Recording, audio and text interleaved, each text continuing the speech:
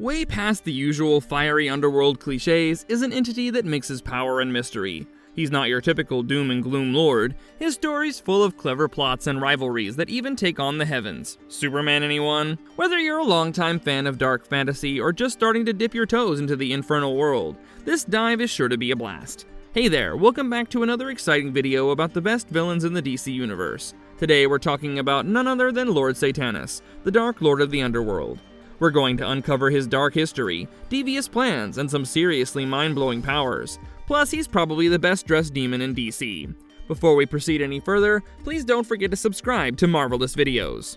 Before we go into our explanation, we have a very small request. If you like our content, please support us by hitting that like button. This is a small click for you, but for us it means a lot. Thank you. Let's begin.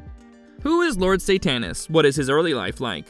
Well, he's many things. Part dark sorcerer, part supernatural schemer, and part, well, magazine publisher.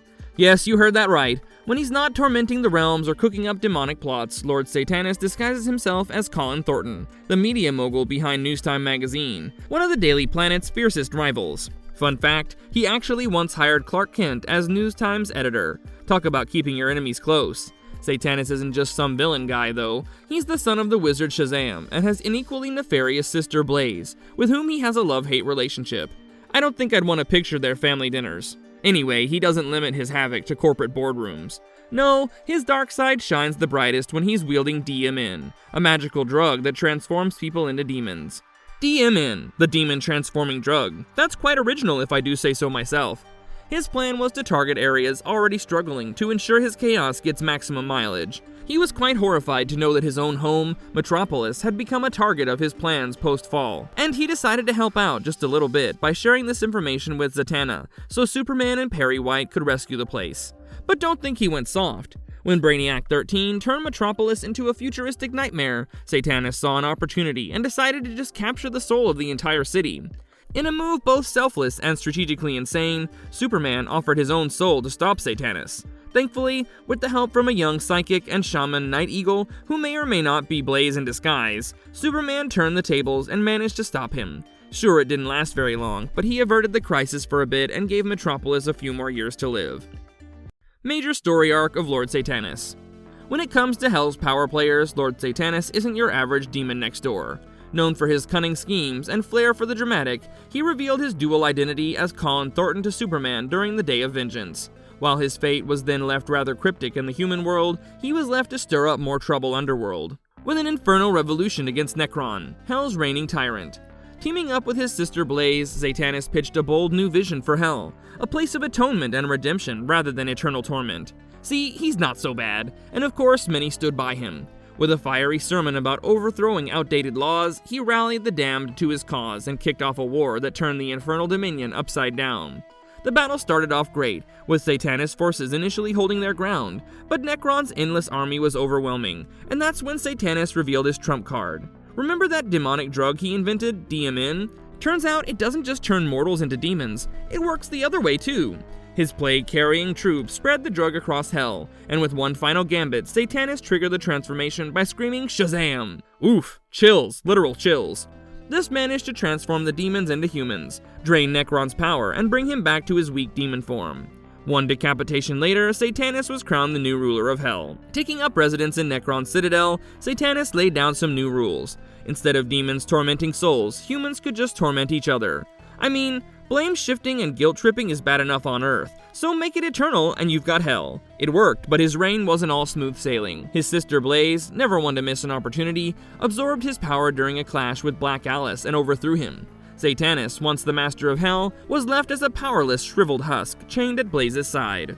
Lord Satanas in Prime Earth storyline. Imagine ruling the underworld, commanding legions of demons and generally minding your own business, when suddenly a rogue demon from a foreign dimension strolls into your realm uninvited. That's exactly what happened to Lord Satanas, and let's just say he wasn't exactly thrilled about the breach in his hellish border.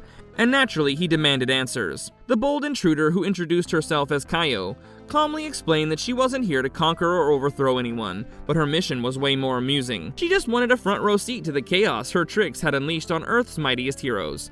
Not only that, but she casually invited Lord Satanas to join her in watching the spectacle unfold. Intrigued yet cautious, he agreed, but not without a little insurance. He restrained Kaio. After all, who in their right mind would trust a self-proclaimed trickster? Definitely no one with horns and half a brain. Despite the shackles, Satanus found himself thoroughly entertained by Kaio's handiwork. The mischief she'd sown on Earth was right up his alley. He wasn't about to let her slip away so easily. When the game ended, Kaio demanded her freedom, but surprise surprise, Satanus had other plans. She was simply too entertaining to let go, so he decided that she would remain in his kingdom. Not as a prisoner, but as a companion. Oh, and they'd absolutely be returning to Earth to finish the game she started. Kaio's torment hence was sealed, not by fire, but by the exasperating company of the Underworld's overlord.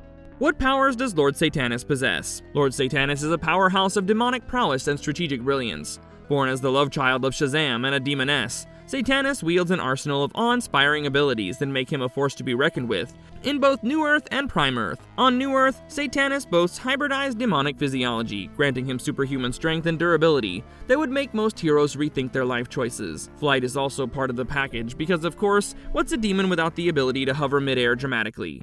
His mystic awareness lets him sense mystical imbalances and incoming threats. A handy skill when your dad is a walking lightning rod of power like Shazam. The real showstopper, in my opinion, had to be his demonic magic. He can manipulate hellfire to the point of choosing the exact conditions. You know, just enough to hurt his opponents. Other than fire manipulation, he can also manipulate sound to fuel his powers. What a dandy power to have when you're literally in hell, surrounded by screams and screeches of pain. Let's not forget his mastery of dimensional travel, which he uses to zip between realms with the finesse of a demonic teleportation enthusiast. Add metamorphosis and size alteration to the mix, and you've got a shapeshifter who can go big or small depending on the mood. Over on Prime Earth, Satanus' demonic physiology makes him Earth's most formidable demon. In fact, he can even overpower interdimensional foes. His dimensional travel remains intact, and so does his love for a trident, but his pièce de résistance is, wait for it, reality alteration. Need impervious matter conjured from thin air? Well, he's your guy. To top it off, he's just got the most beautiful wings. Well, what's a demon lord without a touch of dramatic flair, am I right? How skilled is Satanus in combat and leadership? When you hear the name Satanus, your first thought might be of dark magic and schemes. But let's not pigeonhole the guy, cause he's so much more than that. Let's talk combat skills. He doesn't just swing a weapon, he dances with it. He's got the king of expertise that lets him go toe-to-toe with layman members like it's Casual Tuesday. His choice of weapon will always remain a staff or trident. I mean, why settle for a regular sword when you can wield a trident? Something that has been associated with the gods since the beginning of time. Honestly, I think the trident is part weapon, part statement piece, but let's not get into that. Anyway, there's more. Satanus is no brute. Beneath the fearsome exterior is a demon with a knack for business. Yep, that's right. This guy could run a Fortune 500 company had he not been so busy with soul collecting and ruling the underworld. It's quite clear too, because his magazine company almost gave Daily Planet a run for its money. He's also a master of deception and pulls off the most bizarre and twisted schemes. And of course he's a natural-born leader, being a lord and all that since birth. Let's also mention his true passion, occultism. Occultism is no longer spooky chants and shadowy rituals. It's the ability to harness magical or hidden wisdom. He can tap into knowledge that transcends the natural world.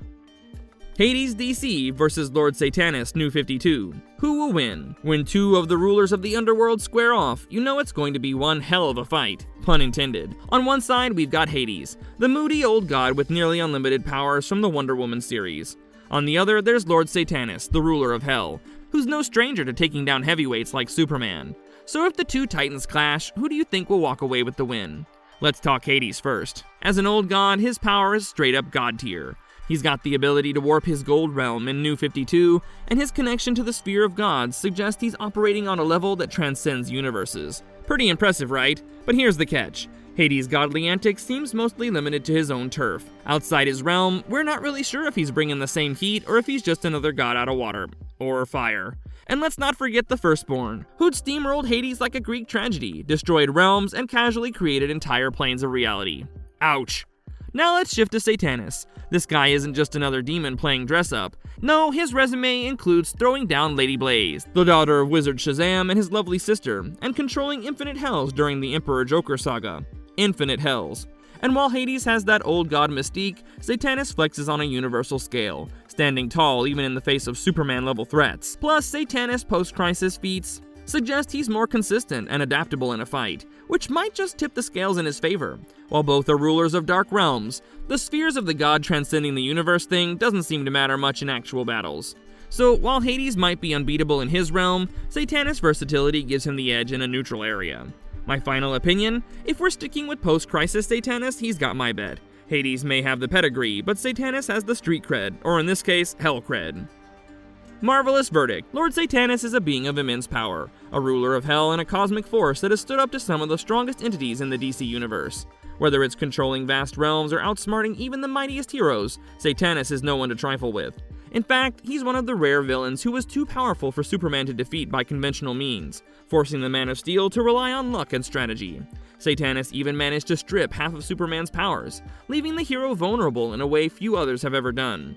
It's a shame he hasn't had more appearances in the DC comics. Anyway, since it's pretty obvious who I favor, what do you think of Lord Satanus? And in a fight with Hades, do you think he'd win, or would you back the ancient force of Hades up? Comment below and let us know your thoughts. And if you liked our content, don't forget to leave a like and subscribe to us if you haven't already. Have a good one and be safe. Thanks everyone.